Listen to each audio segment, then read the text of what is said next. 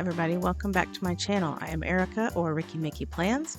Although I am not doing a planner video, I am doing a scrapbooking video. I don't know how long I'll keep these up, maybe just a few weeks over the summer, but right now I'm using this channel to hold myself accountable to try to scrapbook at least one memory a day for summer break. This week I have decided to do a series. So every scrapbook page, and I do more than one a day. I'm going to do 10 total this week. But everyone is the same theme. And as you can see here, the theme is Empty Nest Weekend. So I'm going to do a similar title on every memory, every spread. I'm going to use the word spread. It's a planner word, but I'm going to use it. I'm going to use a similar title on every spread for this series, and I'm going to do a 10 it was 10 weeks, 10 different weeks, really, but a 10 spread series on empty nest weekends. And this is something my husband and I did when our second and last child went off to college and we were empty nesters. We wanted to be more intentional about how we spent our time together because, frankly, this is not him, this is me. I knew I might just sit in the house and be sad that they were gone. So I needed to be intentional about having quality time with my husband, during that time. And so we did empty nest weekends, which ended up being really, really fun. So for the first empty nest weekend, you can see here, we went there's a castle in our tiny little, we live in a Midwestern state, but there's a castle and they had a Renaissance festival of sorts. And so we went to it. We'd never been to the castle at all. And so it was kind of fun. I'd never been to a Renaissance fair, but um, yeah, it was a fun time. So that was, oh, and then we also hung flags for where our children were at the time. You can see our house down there in the corner where we hung a flag for my daughter's college, and my son was taking a year off in Nepal. And so a year off of college and visiting Nepal. So we had a Nepal flag there. Empty Nest Weekend number 2, I decided to save you the trouble of watching me put every single letter on that title and did that ahead of time.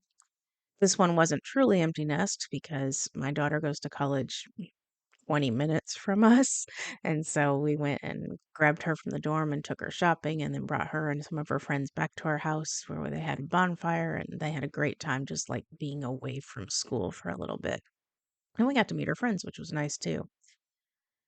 Turns out doing a scrapbook series like this is tough. I thought this would be easier, like all the thinking is done, but getting spreads that both look similar because it's a series, but look different so they're not completely boring is not easy. At least it wasn't for me.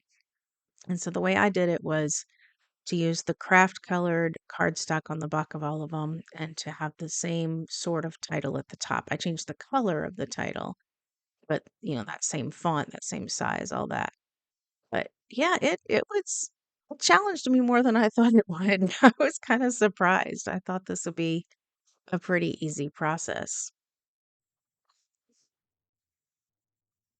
Don't get me wrong, it was challenging, which made it fun, and I like a challenge. So this third empty nest weekend was kind of a fun one. The college that my daughter goes to, but by the way, she was not with us, um, was holding an open studio night for the art majors.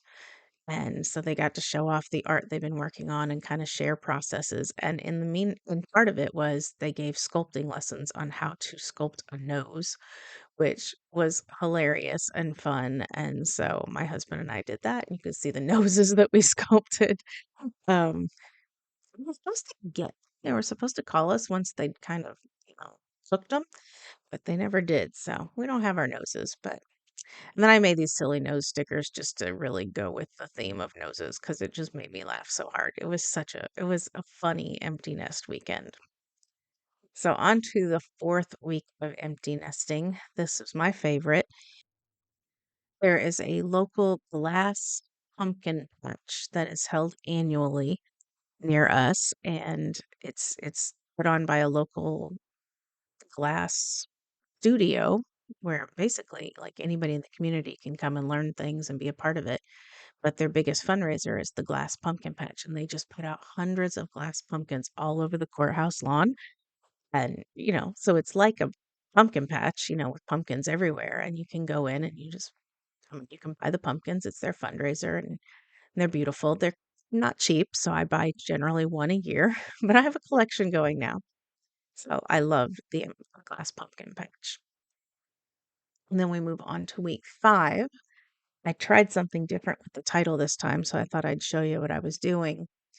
I, of course, made my background that's going to match the scrapbook paper I end up using.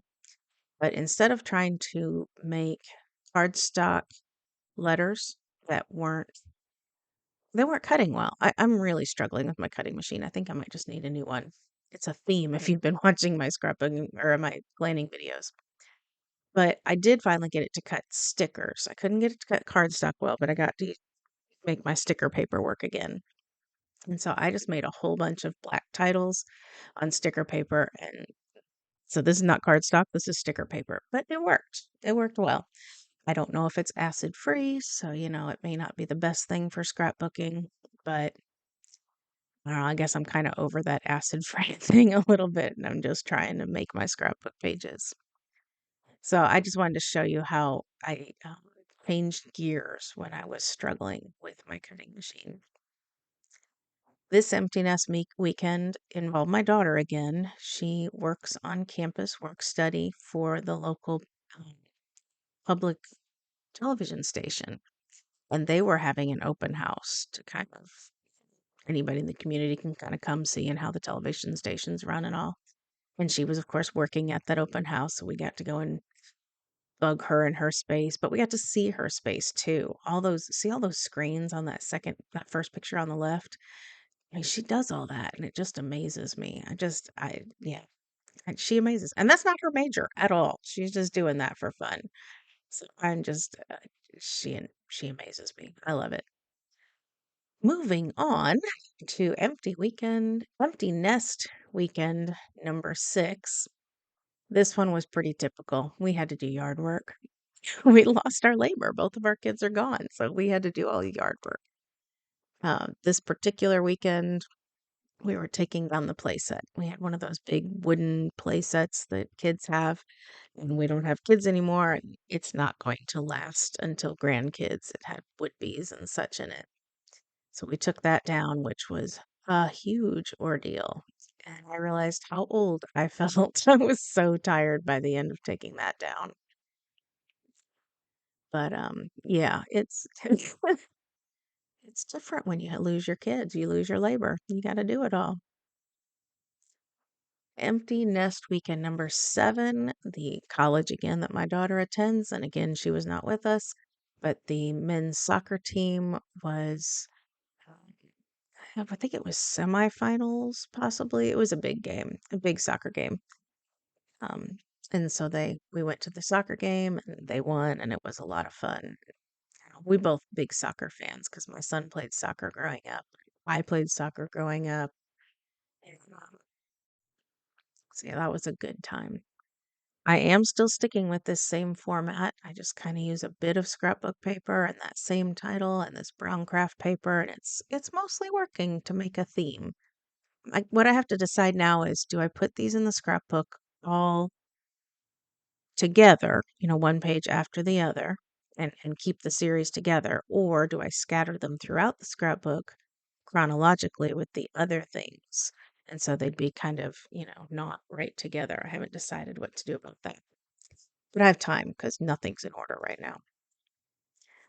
The next empty nest weekend, we decided to search the international restaurant area of our town for Dalbat, which is I already mentioned my son was in Nepal during his time off from college, and Dalbat is a simple but traditional food that they eat pretty much every day, sometimes twice a day.